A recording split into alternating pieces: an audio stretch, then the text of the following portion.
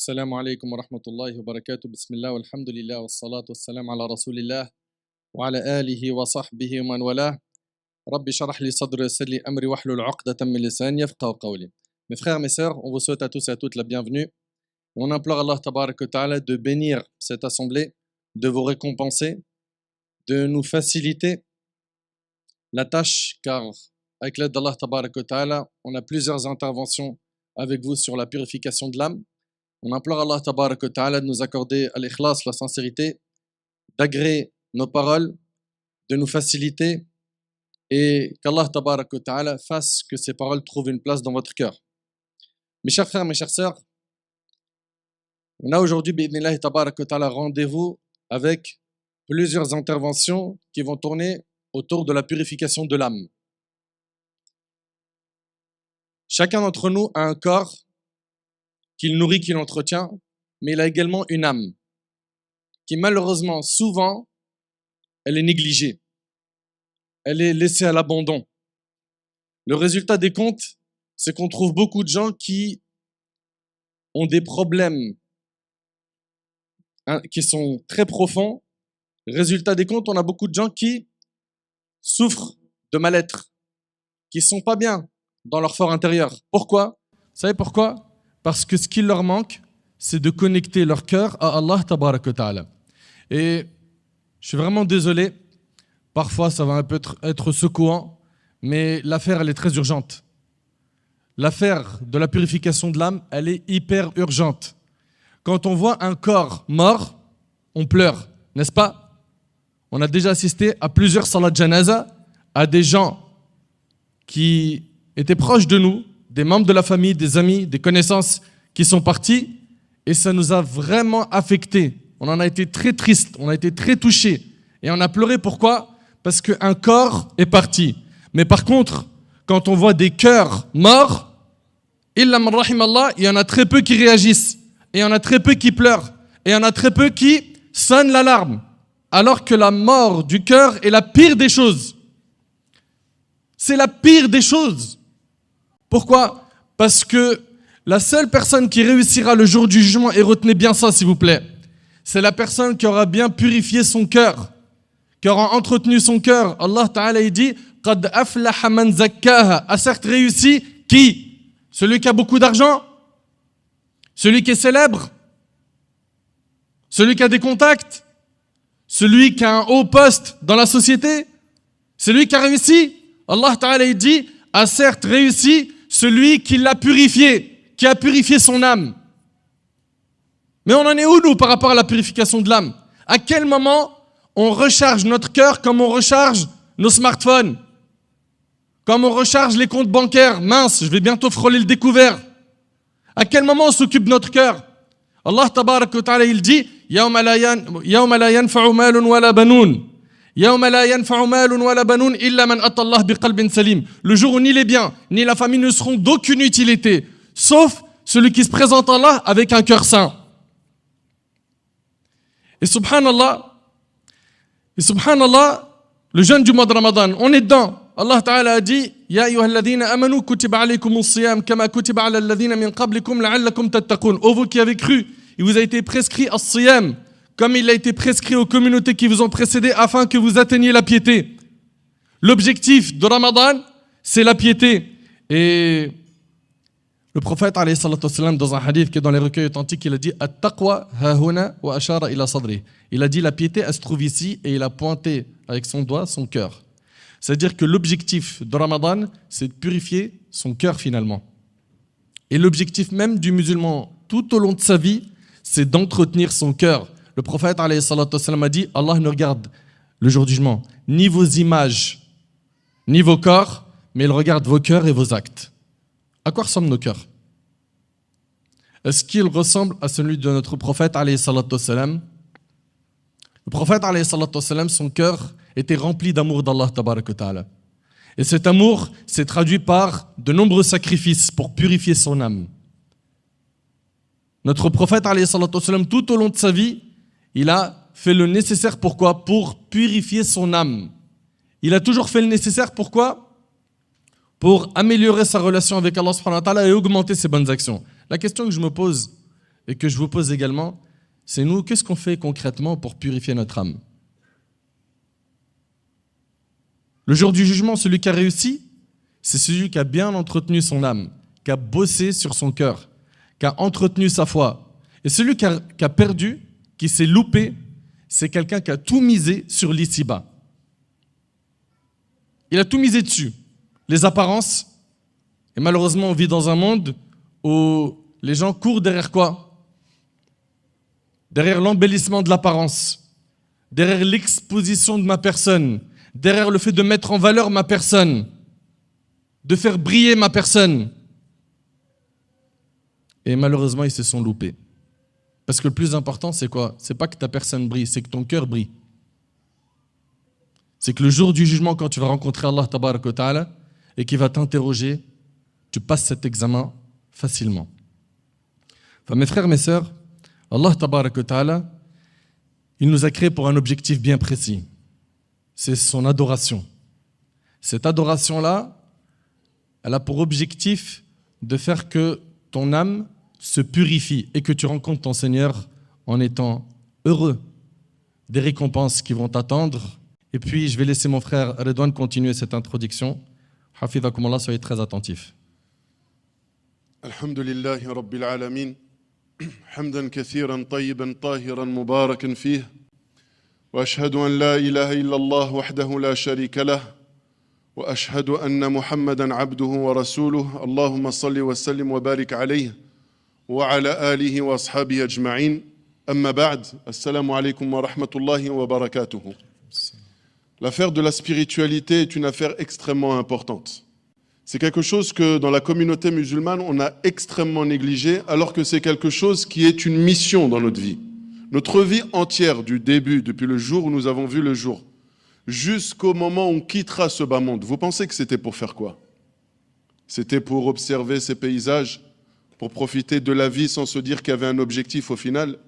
Vous savez, si on interrogeait tous les êtres humains sur la surface de la Terre, qu'on leur demanderait à quoi ils aspirent le plus, tous diraient « j'aspire au bonheur ». Ce que je veux, c'est être heureux. Et c'est vrai, quand on réfléchit, chacun de notre côté, on fait ça et au quotidien, on œuvre pour ça. Mais le bonheur, quand est-ce qu'on va le trouver? Le bonheur, on va le trouver lorsqu'on sera équilibré. Et on sera équilibré quand on aura appris à se connaître. Tout à l'heure, mon frère Nader, il a dit qu'on faisait beaucoup d'efforts, que la personne, c'est un corps et c'est une âme. La personne, c'est un corps, c'est une âme et c'est aussi un aql. Et si ces trois éléments ne sont pas équilibrés, il ne trouvera jamais de bonheur. Il ne trouvera jamais de bonheur et il ne sera pas épanoui dans ce bas monde. Vous savez, le corps, pour l'entretenir, il faut faire quoi? Il faut faire du sport, de l'activité physique. À côté de ça, le corps, il faut aussi faire quoi? Il faut éviter de l'exposer à certains dangers, certaines consommations de produits illicites, de drogue, d'alcool, etc.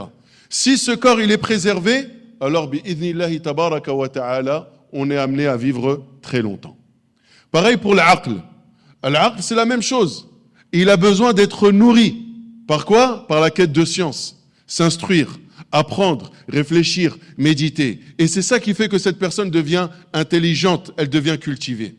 Et de l'autre côté, on a l'âme, celle qui nous donne vie, celle qui aspire qu'à une seule chose, connaître son Seigneur. Connaître son Seigneur. Elle ne demande que ça. C'est pour ça que cette âme, quand elle est dans ce corps, il peut être le plus beau. Il peut avoir tout l'argent qu'il veut. Il peut avoir le succès. Cette âme-là, elle n'est pas bien. Vous avez tous entendu ces témoignages de personnes qui étaient extrêmement riches et qui, à la fin, ne pensent qu'une chose, au suicide. Et même se donnent la mort. Pourquoi? L'âme n'a pas trouvé son compte. La personne n'est pas équilibrée. Cette âme, elle a besoin d'être connectée avec Allah subhanahu wa ta'ala. C'est le seul contact qu'elle a. Sans ce réseau-là, ce corps, il n'avance pas. Sans ce réseau-là, cette vie, elle est fade. Elle est fade, elle est sans goût, elle est amère. On n'y trouve aucun plaisir. Vous n'avez jamais réfléchi et méditer sur ces personnes qui vivent des fois dans certains pays musulmans ou croyants, mais musulmans la plupart du temps, et qui vivent dans des conditions misérables. Jamais on n'a vu un sourire aussi sincère que le leur. Et pourtant, ils sont privés de tout. Ils n'ont pas le dernier iPhone, et ils n'ont pas une grande maison, Ils vivent des fois dans des cabanes en bois. L'eau, malheureusement, ce qu'ils boivent, c'est de l'eau qu'on n'utiliserait même pas pour laver nos voitures. Mais ils sont heureux. Ils sont épanouis. Tu les vois, tu es jaloux. Tu as envie de leur dire, c'est quoi le secret? C'est l'âme. L'âme, elle est vivante. Et on a d'autres personnes dans des pays comme des pays dans lesquels on vit, malheureusement, où justement on a tout misé sur le matériel. Si tu as ça, tu es refait. Si tu réussis dans ça, tu es refait. Tu as le nombre de vues, tu es refait. Bref, on est tombé dans cet excès où on a cherché le bonheur là où il n'y était pas. Et qu'est-ce qu'on y trouve? Des personnes qui sont sous antidépresseurs. En France, c'est le pays le plus grand consommateur d'antidépresseurs. Les gens sont malheureux, ils sont tristes, ils sont angoissés. Pourtant, il a une super belle maison. Il est marié, il a des enfants, il a une super voiture. Il peut aller en vacances quand il veut. Et il est malheureux. Pourquoi? Parce que l'âme ne connaît pas son Seigneur. Et nous, en tant que musulmans, on doit vraiment prêter attention à ce nafs, à cette âme. Si cette âme, on la corrompt dans ce bas monde, on a tout perdu, ce bas monde et l'au-delà.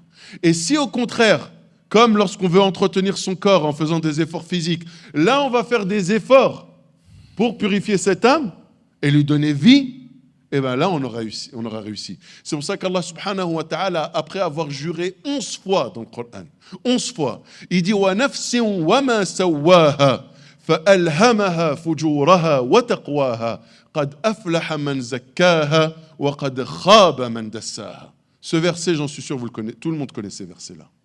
Mais est-ce qu'on les a déjà médités?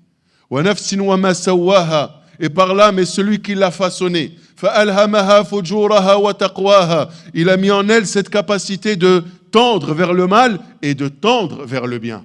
Elle tire vers les deux. Sauf que quand elle tire vers le mal, elle n'est pas bien. Et quand tu la tires vers le bien, au contraire, c'est là qu'elle se sent bien. قَدْ أَفْلَحَ مَنْ زَكَّاهَا. Celui qui l'aura purifié, il a réussi. وَقَدْ خَابَ مَنْ دَسَّاهَا. Et c'est lui qui l'aura enfoui sous les péchés, sous la négligence, etc. Khab, il a perdu. Fit dunya wal akhirah. Dans ce bas monde et dans l'au-delà. On pense des fois que laisser son âme à ses penchants, ce sera juste compliqué pour Yawm al-Qiyamah. Non, dans ce bas monde, déjà, t'es fait azab. Dans ce bas monde, déjà, tu souffres. Parce que l'âme, quand elle est apaisée, l'âme, lorsqu'on s'occupe d'elle, ces personnes-là sont heureuses dans ce bas monde, comme si c'était un avant-goût du paradis. Tu me rappelles une parole d'Ibn Taymiyyah où il disait aussi qu'il y a un paradis sur terre, celui qui ne le goûte pas, il ne goûte pas celui de l'au-delà. Et c'est le paradis de la foi. Et subhanallah, on ne réalise pas en fait à quel point c'est hyper important d'entretenir sa foi. Wallahi, c'est-à-dire ce qu'on est en train de dire là, c'est des paroles qui, si elles trouvent des places dans nos cœurs et qu'on met en pratique ce qui découle de ces paroles, on va se retrouver en sécurité le jour du jugement. Et attention, on entend souvent le jour du jugement, je vais te laisser continuer mon frère Redouane, mais on entend souvent que le jour du jugement, ça va être un jour difficile. C'est vrai. Allah, il a même appelé le jour du jugement par le jour du regret. Avertis-les du jour du regret. Mais ce jour-là aussi, il sera facile pour beaucoup de gens. Qui? Les pieux. Ils vont être ressuscités, ils vont être revêtus directement. D'autres, ils seront nus, humiliés. Quand ils vont être ressuscités, ils vont être poussés, comme on pousse des bêtes, vers le rassemblement. Et ils seront à genoux devant l'enfer. Une scène terrible. D'autres, ils vont ni voir l'enfer, ni l'entendre. Et ils vont même pas être poussés, ni ils vont marcher. Ils seront sur des montures du paradis qui sont en or. Certains, ils vont entendre l'enfer. Et ils vont la voir. D'autres, ils n'auront pas cette scène d'horreur devant eux. Certains, ils vont se retrouver à voir le soleil au-dessus de leur tête. Ça sera dur. Ils auront soif. Ils vont aller voir le prophète, alayhi salatu salam, lui qui aura le bassin. Et ils ne pourront pas boire. D'autres, ils pourront boire. Et d'autres, ils auront l'ombre du trône d'Allah qui les protégera du soleil. Certains, ils vont rester 50 000 ans debout. D'autres, c'est le temps qu'il est entre Dhuhr et Asr, ou le temps d'une prière prescrite. C'est-à-dire qu'en fonction de ce qu'on va faire comme œuvre sur terre, on va s'acheter soit le confort après la mort, soit la misère. Et chacun d'entre nous, quand il fait un voyage, il fait le nécessaire pour le réussir. C'est vrai ou pas? Parmi nous, n'importe qui va partir en voyage, il va en vacances. J'ai ramené les pansements, si jamais les cloques, j'ai ramené la crème solaire, le chargeur c'est bon, j'ai pris un multiprise, on sait jamais, je parle même pas des vêtements, les vêtements de rechange, les serviettes, et pour la plage j'ai ça, et pour ci, et pour ça, et la casquette, et 2 paires de lunettes de soleil, etc. Les baskets. Pourquoi? Parce qu'il faut que dans mon voyage, je sois au top. Et le voyage de l'âme après la mort, t'as préparé quoi? T'as préparé quoi? Est-ce que tu te sens prêt? Est-ce que tu te sens prête, ma sœur, à rencontrer ton Seigneur avec les bagages que tu as préparés jusque-là? Si ce n'est pas le cas, mais on attend quoi en fait?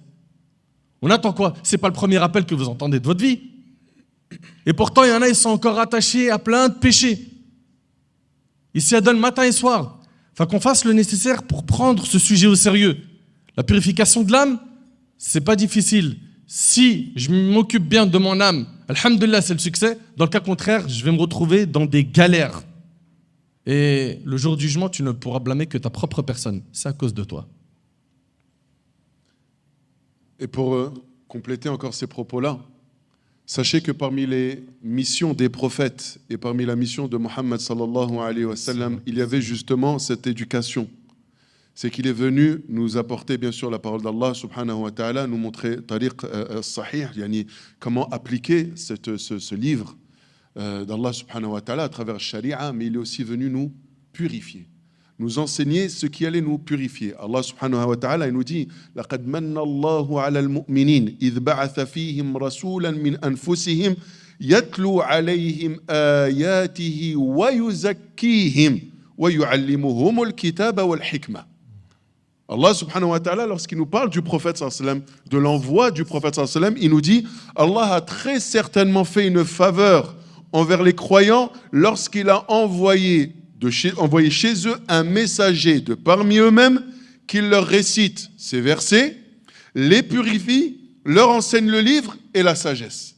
Il enseigne le Coran, il leur enseigne, il leur apprend à se purifier l'âme. Ensuite, il leur récite les versets, afwan, il les purifie, ensuite il leur enseigne le Coran et le hikmah, qui ici on va comprendre par as-sunnah, la voix du prophète sallallahu alayhi wa sallam. Donc parmi les missions des prophètes et du prophète Muhammad sallallahu alayhi wa sallam en soi, il y avait le fait de purifier son âme. Et je vais finir avant qu'on commence, Inch'Allah, pour vous donner quelles sont les étapes qu'il va falloir mettre en pratique, en place, chacun de notre côté. Parce que ça nous vise tous. On n'est pas là en train de vous regarder, vous êtes en face de nous, mais on est les premiers concernés, malheureusement, wal-asaf.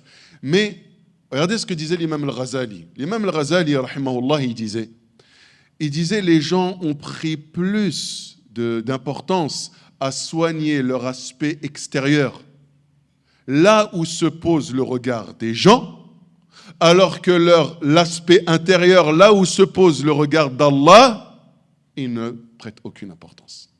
Combien de temps on passe devant le miroir? Combien de temps? Est-ce qu'il n'y a pas un poil qui est plus long que l'autre? Est-ce que je me suis bien rasé ici? Est-ce que ceci et cela? Est-ce que je n'ai pas quelque chose dans le nez? Est-ce que je n'ai pas quelque chose dans les oreilles? Bref, c'est normal. On ne va pas dire qu'il ne faut pas se regarder dans le miroir, c'est normal. Il faut être présentable. Mais quand on dit, subhanallah, regardez ce qu'on est prêt à faire, juste pour pas que quelqu'un nous regarde, tiens, c'est bizarre, il a quelque chose sur le nez. Ça nous dérangerait. Mais là où Allah regarde constamment notre cœur, notre âme, quand est-ce qu'on a voulu se regarder sincèrement dans le miroir, mais plus profondément que ce qu'il y a sur la surface de ce miroir. D'accord? Donc, Inch'Allah, on va essayer, Inch'Allah, tout au long de cette journée, de se donner comme ça des moyens à mettre en place, des solutions qu'il va falloir, Inch'Allah, au quotidien, pratiquer. Et si on ne le fait pas pendant le mois de Ramadan, quand est-ce qu'on va le faire? Là où les portes du paradis sont ouvertes, celles de l'enfer sont fermées, là où les rebelles parmi les shayatines sont enchaînés, là où Allah subhanahu wa ta'ala a franchi chaque nuit des personnes qui étaient condamnées à l'enfer, là où un héros dit « Ya bari al-khayri aqbil wa ya bari al-sharri aqsir » « Oh, toi qui désires le bien, allez, empresse-toi, c'est le moment. Et toi qui désires le mal, ça suffit, arrête-toi. » Si on ne le fait pas là pendant le Ramadan, eh ben c'est quand qu'on va le faire. Donc, Inch'Allah, on va commencer cette petite intervention, Inch'Allah, avec des conseils pratiques qu'on va mettre tous ensemble au quotidien en pratique, Inch'Allah. Pour commencer, la première clé pour pouvoir purifier son âme, et c'est une clé qu'on connaît par cœur. Et malheureusement, vous savez, on ressemble à quoi? Wallahi al-azim, je le dis, j'ai mal au cœur. moi je m'innocente pas. Hein, l'âme, elle est incitatrice au mal. La première clé qu'on a tous négligée, ou on ne lui a pas donné assez d'importance, ça, c'est quoi? C'est ad-du'a. Toi, tu veux savoir par où commencer pour être quelqu'un de meilleur. Regarde le temps que tu consacres à invoquer Allah. Regarde l'énergie que tu consacres à invoquer Allah. Subhanallah, dans la dernière khutbah de Jumu'ah, je disais, soyez attentifs s'il vous plaît. Si on entend parler d'un riche qui dit à toute personne qui a besoin d'argent, qui veut que je lui facilite ses affaires, il vient me voir, je gère sa demande. Expliquez-moi s'il vous plaît, à quoi elle va ressembler la foule qui sera devant chez lui. Vous avez une idée du monde qu'il y aura devant chez lui? Énormément de gens ils vont y aller, c'est vrai ou pas? C'est quelqu'un, il a de l'argent, il pèse. Donc ça c'est pour un humain. Un humain qui a des capacités, tout le monde se dirige vers lui parce que lui là, c'est Monsieur Contact. Lui, il a de l'argent. Lui, les pistons, il en a à gogo. Mais il y a une porte qu'on a délaissée. C'est la porte du riche, du maître de l'univers. Celui qui facilite tous les projets. Combien ils sont nombreux ceux qui recherchent le mariage? Combien ils sont nombreux ceux qui cherchent à réussir leurs études ou à obtenir un meilleur poste ou un job correct? Ils sont nombreux. Mais la porte du dua, pourquoi est-ce qu'on ne lui donne pas son droit? C'est-à-dire que au lieu que le premier réflexe soit que wasjud waqtarib, comme Allah Ta'ala il dit dans le Coran, prosterne-toi et rapproche-toi, rapproche-toi d'Allah et demande d'Allah. Et rappelle-toi que le prophète sallallahu alayhi wa sallam a dit que le moment où la personne est la plus proche d'Allah, c'est quand elle est prosternée. C'est là où tu es le plus proche, ta connexion elle est au top. Et au lieu que la personne elle se consacre à faire beaucoup de dua pour avoir ses projets ou pour qu'Allah lui dissipe ses soucis, il va faire quoi? Il va appeler ses potes, ses amis. Dis-moi s'il te plaît, est-ce qu'il y a moyen que tu vois si quelqu'un il peut me pistonner pour... Ces causes-là ne sont pas interdites. Mais le problème c'est quoi? C'est quand c'est ton premier réflexe. C'est là où c'est un problème. Quand ton premier réflexe est d'aller tout de suite voir les humains. Au lieu d'aller voir Allah tabaraka wa ta'ala, de l'invoquer, de l'implorer. Le prophète alayhi salatu wa sallam, il a dit, il n'y a pas une chose plus noble auprès d'Allah que l'invocation. T'imagines? Et le prophète alayhi salatu wa sallam, il faisait beaucoup de dua. Allah ta'ala lui-même, il nous dit azza wa jal, écoutez bien, wa qala rabbukum ud'uni astajib lakum. Et votre Seigneur a dit, invoquez-moi, je vous exaucerai. Mais on ne met pas le paquet dans les doigts. On dirait qu'il y en a parmi nous, ils n'ont pas confiance au dua. Ou que le dua, des fois ça marche, des fois ça ne marche pas. Alors que la personne qui fait les dua comme il faut, ça marche à tous les coups. Et quand je dis ça marche à tous les coups, même si Allah il n'exauce pas ton dua, ça a marché quand même. N'est-ce pas, Siradouane? Si tu peux expliquer ce point, s'il te plaît, Barakallahu fik. Non, Naam. Le dua, c'est quelque chose d'extrêmement important. Je rebondis un peu sur ce qu'a dit Nader et puis ensuite je complète. Qu'est-ce qui te prouve ou qui montre la condition humaine, qu'il est un serviteur d'Allah, qu'il est pauvre, qu'il est faible, si ce n'est le fait de se tourner vers le riche et le fort. C'est en te tournant vers Allah que tu es en train de montrer qui tu es vraiment. Et c'est en te tournant vers Allah que tu es en train de dire qui est Allah vraiment.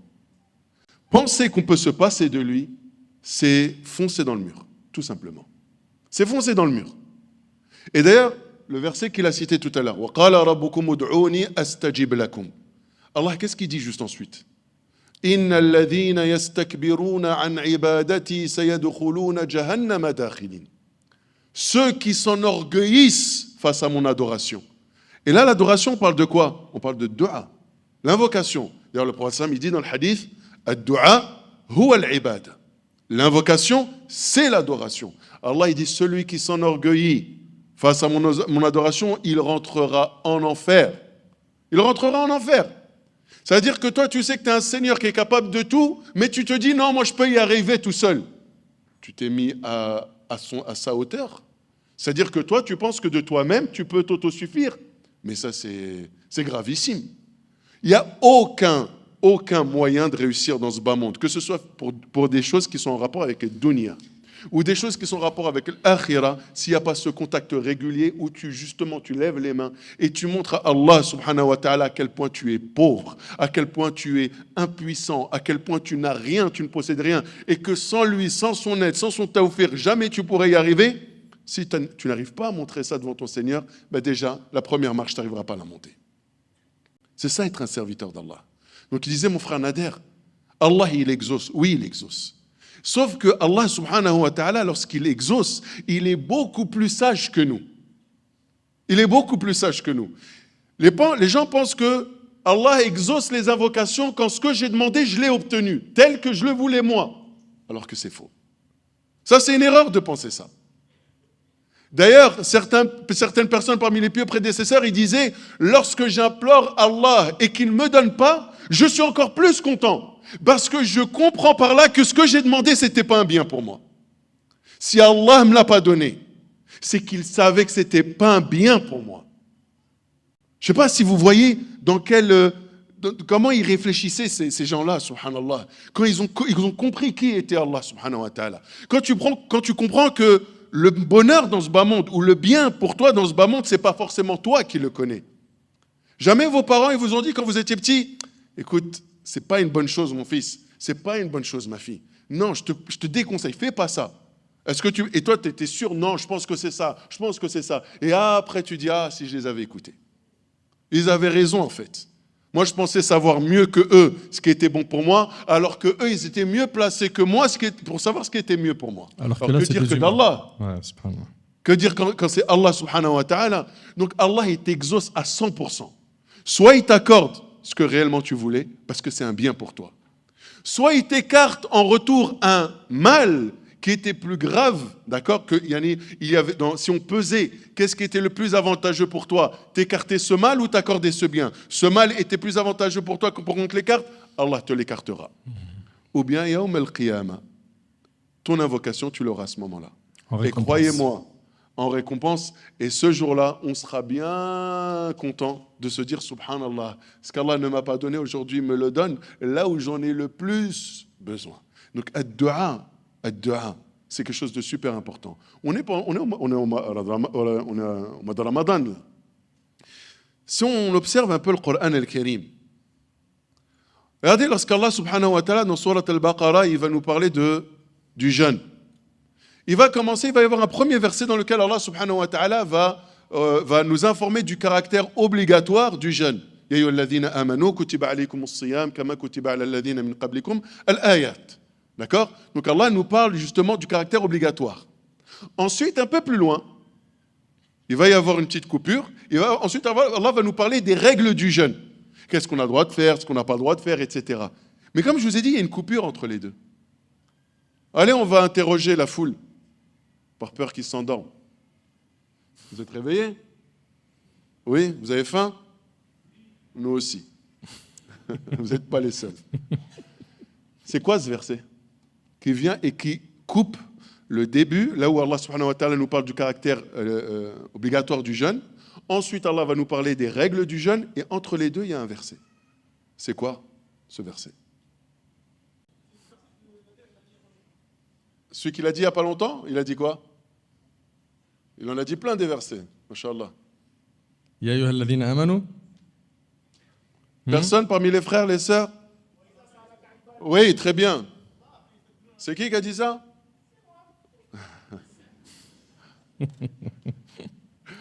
Oui, regardez ce qu'Allah dit, subhanallah, alors qu'il parle du jeûne. Regardez bien, et ça, c'est parmi les subtilités, les beautés qu'on a dans le Coran. Comment Allah, subhanahu wa ta'ala, alors qu'il est il est fait siyar, c'est-à-dire qu'il est dans un contexte, et d'un coup, il coupe le contexte avec ce contexte et revient sur le contexte. Et regardez ce qu'il dit. وَإِذَا سَأَلَكَ عِبَادِي عَنِّي فَإِنِّي قَرِيبٌ أُجِيبُ دَعْوَةَ الدَّاعِ إِذَا دَعَانِ فَلْيَسْتَجِيبُوا لِي وَلْيُؤْمِنُوا بِي لَعَلَّهُمْ يَرْشُدُونَ. Et si mon serviteur te demande à mon sujet, alors je suis très proche.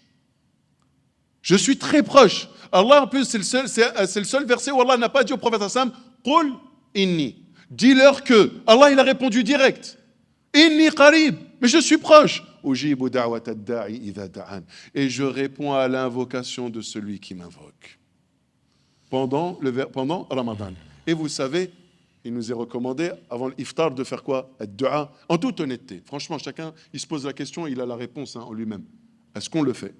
5, 10, 15 minutes avant l'iftar, une fois que la table elle est bien mise, etc. Est-ce qu'à un moment donné, on s'arrête et on lève les mains? Un petit rajout, même du Fajr jusqu'au Maghreb, le dua il est exaucé. C'est-à-dire que les gens ils pensent que c'est que pendant l'iftar. Le frère Redouane il le souligne parce que c'est ce qui est très connu de nous. L'imam al-Nawawi rahimahullah, il dit que du Fajr au Maghreb on est appelé jeûneur. Et le prophète il a dit que l'invocation du jeûneur elle est exaucée. Donc on a deux ici moments qui sont hyper importants, c'est notre journée et le moment du iftar. Et là, c'est une question qu'on devrait se poser justement, pour voir justement si avec notre âme ça va ou ça va pas. Parce que le but, c'est de faire un diagnostic entre nous. Hein. D'accord? Aujourd'hui, on est là pour essayer de voir ce qui va pas en nous. Ben, on se pose la question, on en est où avec les du'a? Où est-ce qu'on en est avec les du'a? Donc la première étape, l'invocation. Revenir vers Allah subhanahu wa ta'ala pour tous nos besoins. Tout. Même pour ce bas monde. Un travail, la voiture, il y a des problèmes de voiture, etc. Prendre l'habitude d'invoquer sans arrêt Allah. Même pour des choses. Des fois, on a l'impression, ouais, mais je vais faire dua pour ça. Oui, fais dua pour ça. Bien sûr. Ma voiture, elle est en panne, je vais faire dua pour qu'Allah me facilite. Oui. Parce qu'après, quand tu vas te faire arnaquer par 2-3 garagistes, tu vas dire, ouais, mais c'est toujours la misère. Il fallait faire dua. Qui sait, peut-être tu serais tombé directement sur le premier garagiste qui t'aurait bien réparé ta voiture. Et en plus, tu aurais fait un bon prix, ça se trouve. Non, mais on dit ça comme ça, mais là, on est très, très sérieux. Très sérieux. Tu sors de chez toi, tu dis, tiens, j'ai besoin d'acheter ça aussi, ça. Tu fais, regarde, Allah fait en sorte que je tombe sur une bonne affaire, que moi, je trouve quelque chose qui me plaise et que ça sera ma taille, etc. Et tu vas arriver, waouh, le manteau que je cherchais depuis longtemps. Mais ça, c'est des trucs. Mais bien sûr, ça, c'est juste pour donner des exemples. Quand on dit qu'il faut invoquer dans tout. La chose la plus importante qu'il faut demander. Je sais plus.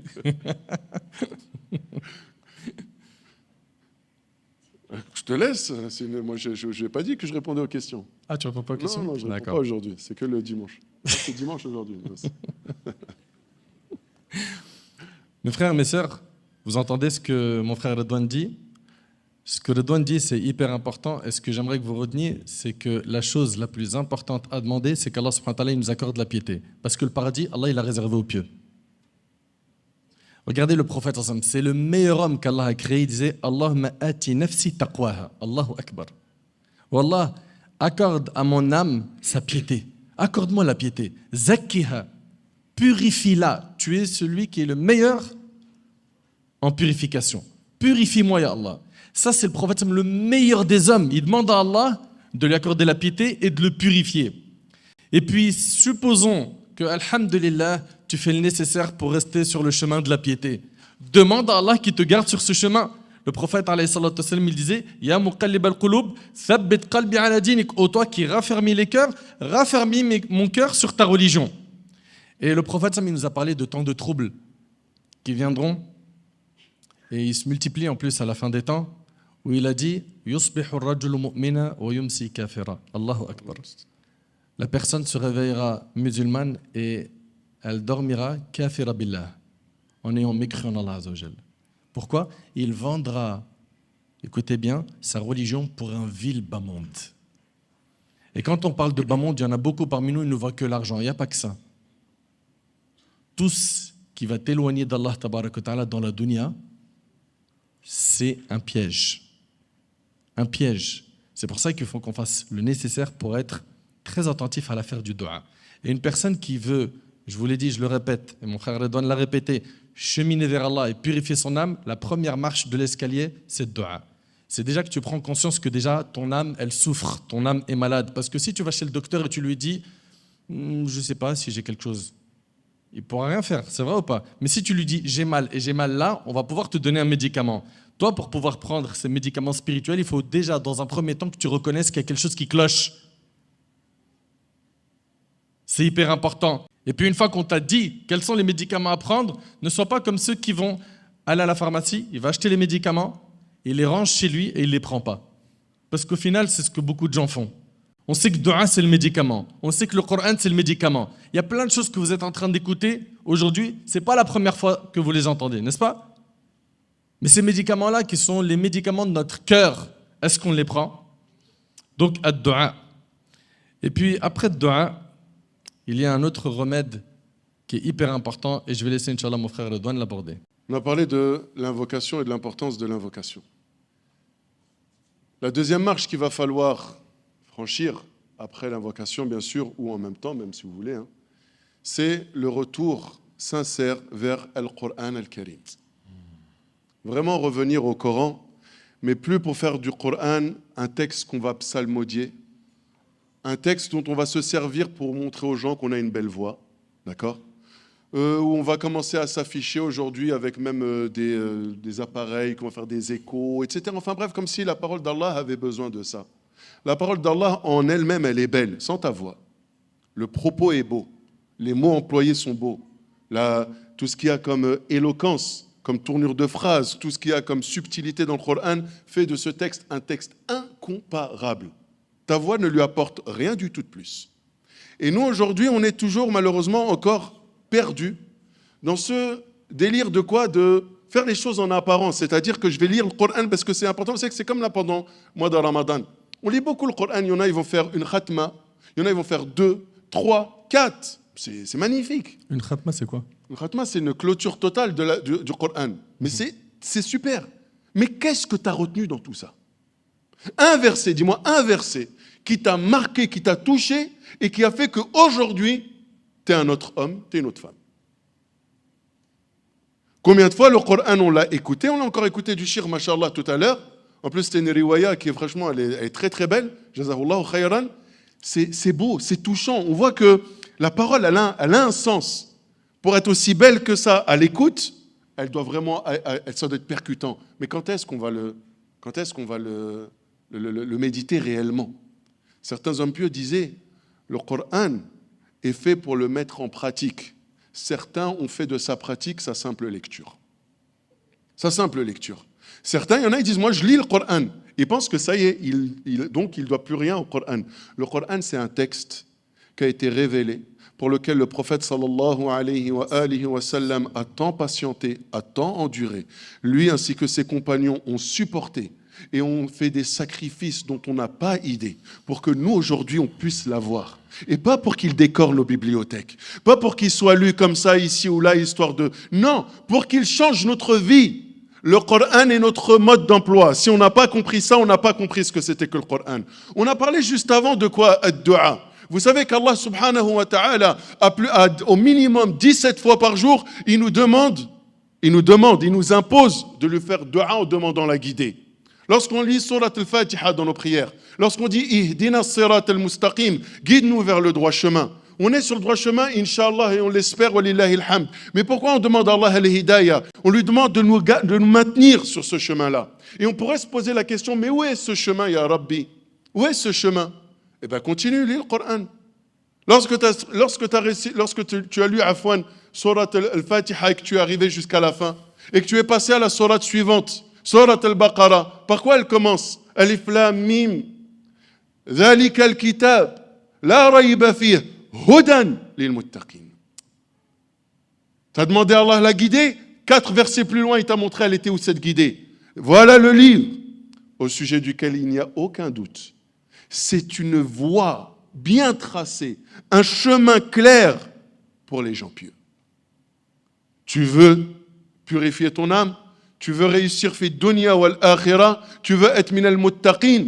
Ceux qui vont réussir durant ce mois de Ramadan et qui vont réussir tout au long de leur vie? Al-Qur'an. Al-Qur'an. La lecture, la méditation, l'apprentissage, la compréhension et surtout la mise en pratique. Il y a des gens qui oublient une chose, c'est que notre rapport avec le Coran nous permet de faire un vrai bilan de l'amour que l'on porte pour notre Seigneur Azza wa Jalla. Abdullah ibn Mas'ud radiyallahu anhu, il a dit, écoutez bien, il a dit, expose ta relation avec le Coran afin de savoir si tu aimes Allah. Tout le monde dit j'aime Allah, c'est vrai ou pas? Très bien. Pendant Ramadan, il y a des gens, ils vont mettre le paquet, ils vont lire.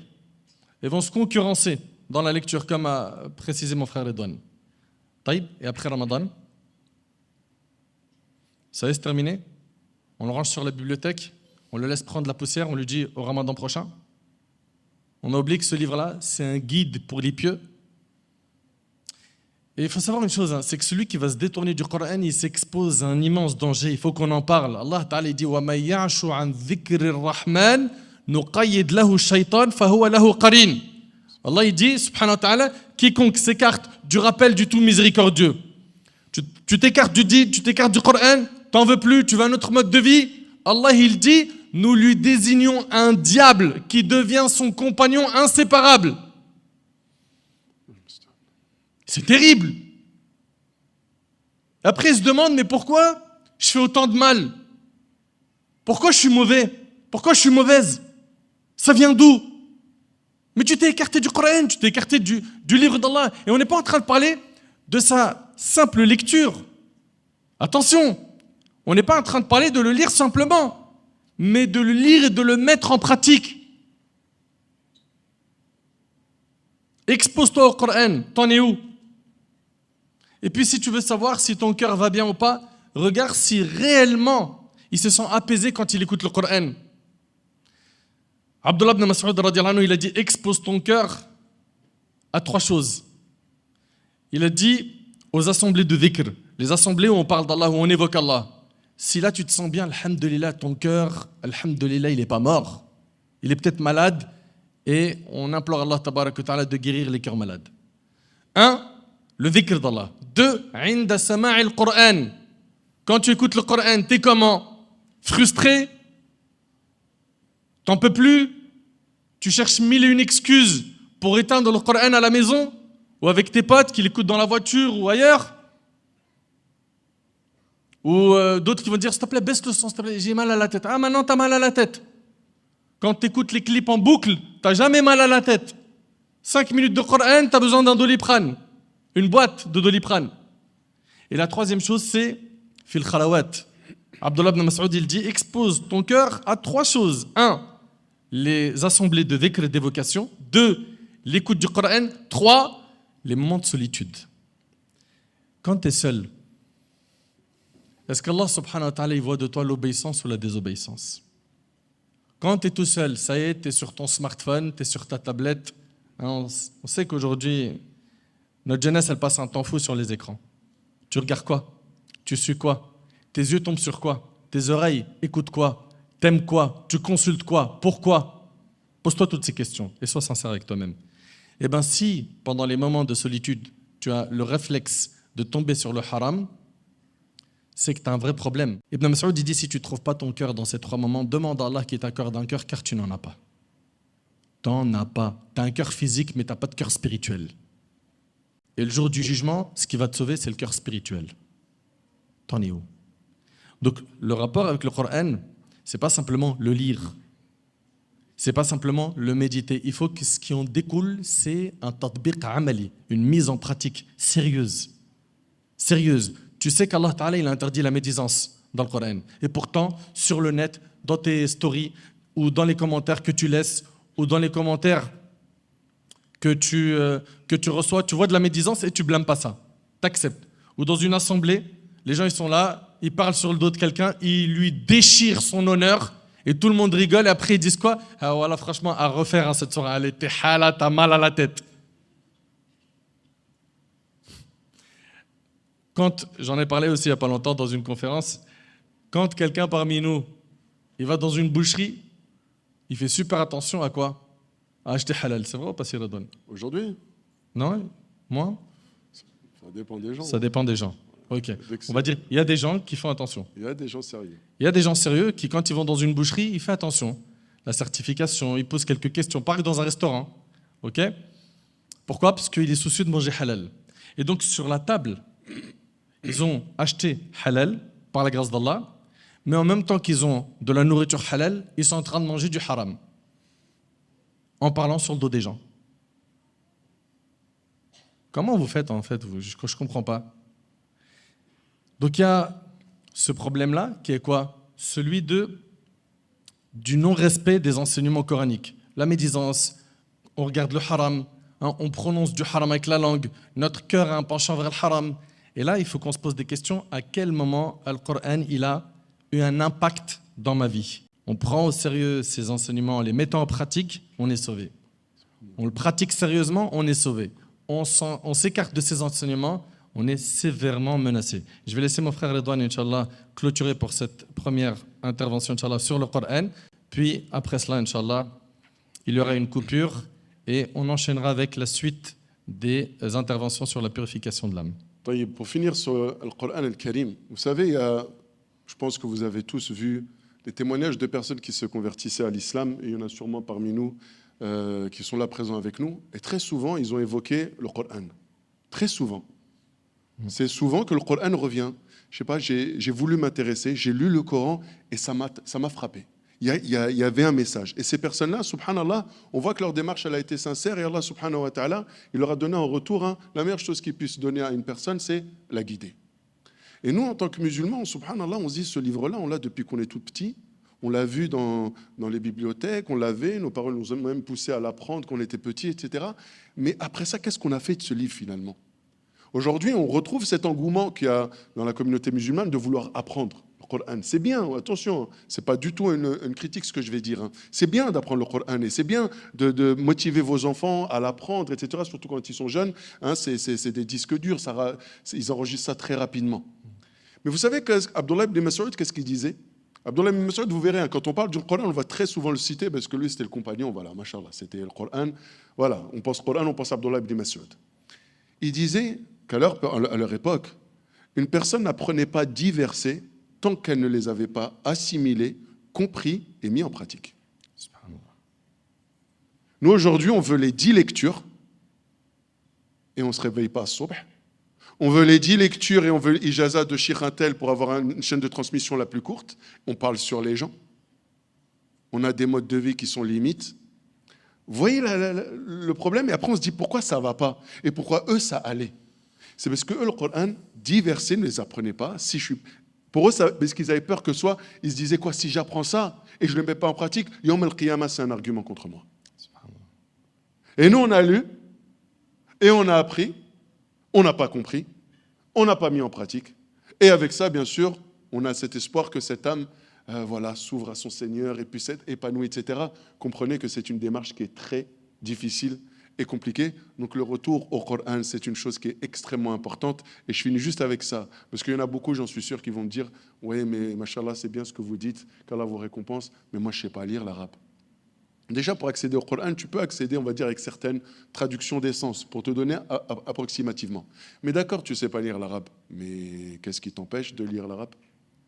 Aujourd'hui, on a notre frère Sofiane, machallah, vous vous inscrivez dans son truc Béaba, sur son site, en 6 semaines, vous savez lire l'arabe, gratuitement, sans demander. Vous êtes chez vous avec votre téléphone, c'est lui qui vient à vous. Vous n'avez même pas besoin de vous déplacer. 6 semaines pour apprendre l'arabe. Il y en a, ils vont en Angleterre pour perfectionner l'anglais. Il y en a, ils sont partis jusqu'au Japon, en Chine, pour apprendre ces langues étrangères, parce que par la suite, j'ai des opportunités dans des grandes entreprises. Et apprendre l'arabe pour te rapprocher d'Allah, subhanahu wa ta'ala, tu n'y arrives pas. Vous savez, des fois, il faut dire ce qui est. Des fois, le Coran, il est posé juste là. C'est la vérité. Il est posé à côté. Il est dans mon téléphone. Et on est là, des fois, on est capable de faire autre chose. Et on voit le Coran et on se dit, c'est pas normal. J'ai le Coran là, et je suis en train de regarder n'importe quoi sur mon téléphone. Pourquoi je ne lis pas le Coran? Dites-vous bien, c'est parce que votre âme, elle commence à être en train de... Déjà, c'est un appel de votre âme. Déjà, si vous vous sentez ça, alhamdoulilah, c'est qu'il y a un bien. Parce que tu te rends compte qu'il y a quelque chose qui ne va pas. Le pire, c'est quand tu penses que tout va bien alors que tout va mal. Mais là, c'est votre âme qui est en train de suffoquer. Elle n'en peut plus. Elle est menottée à cause des péchés. Et on est là, on voit le Coran devant nous. On sait qu'il faut le lire, on sait qu'il faut le faire. Mais je ne le fais pas. Posez-vous de sérieuses questions. هذا والله أعلم سبحانك اللهم وبحمدك أشهد أن لا إله إلا أنت أستغفرك وأتوب إليك